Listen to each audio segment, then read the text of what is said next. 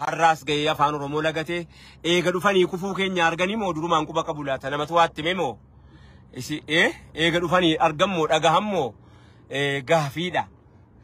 Ila gan Oromiyaa eega asoosaadhaa ka'e hamma Jijjigaa ga'u irratti afaan Oromoo balfuun hin kajeelamuun kajeelin.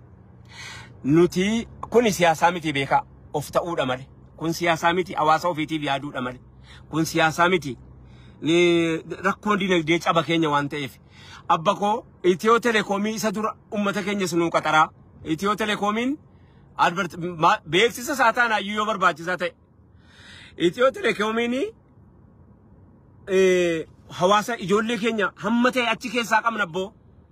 Hamma ta'e achi keessaa nuu keessumsiisaa jirti boo. Afaan Oromootiin seetaappii isaa hojjetanii jennaan namni keenya baadiyyaa taa'ee afaan beekuun afaan Amaariffaa jarri safarii koomii jinnii koomiin fudhatee dhufe kun afaan jarri haasaa nu bar ispaaltii irraan dabu. Ispaaltii irraa achi maquu bar. Kun siyaasaa miti bar. Siyaasaa miti dhimma hawaasa ofiiti dhimma rakkina ofiiti bar. Awwajaay keessatti nama afaan awwajaay hin beeyne geessanii kaa'uu jechuun duulli kana achi numa nafne. Kaampaaniidha, piraayiveetiidha, dhuunfaadha, nuuf deema, nutti deema. Namni takkaa takkitti narra taa'ee nafa laxaabboo. Maanan dhukkubu seemoo. Maan narra taa'anii namuruun dubbiidhaabboo. Innoo naaf deema.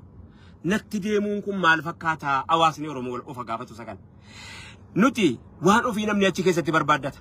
Hammattiin nu barattiidhuma dhiheenyaa kana keessa arganneeyyuu hammattiidhuma kana ija nu jaamsuu jecha hammattiidhuma bara dhiheenyaa waggaa 30-40 dabre keessa nuti of argannee jirru kana keessayyuu isiidhuma kanaaf nutti deemanii narra ta'anii hin danda'amu haasaan akkanaan danda'amu. Abeet of barbaaddadhaa jennaani yaadattu taanaan bara 19 akka lakkoofsa biyya kanaatti 87 Peepsiin duula tokko jalqabe. Anaa duulu.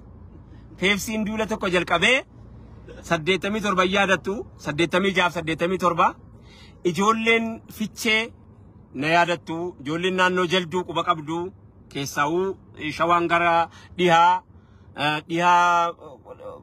karaa kun wanta deemu kuni karaa maal maqaan isaa laga mormor deemu kuni hundi keessan beeytu ijoollee fichee ijoolleen Gwaatseewoon ijoolleen jalduu naannoo sanaa ijoolleen kaatee maaloo afaan keenyaan nu barreessaa Peepsii kana mallattoodha mana keenya beeksisaa keessanii bakka kanatti mirga dhabuu jechuun maal jechuudha.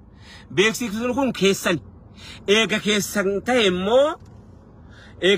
immoo beeksisa keenya kana afaan nu beeynu nu godhaa jetteen ijoolleen fichee nama gaafa sana hidhame.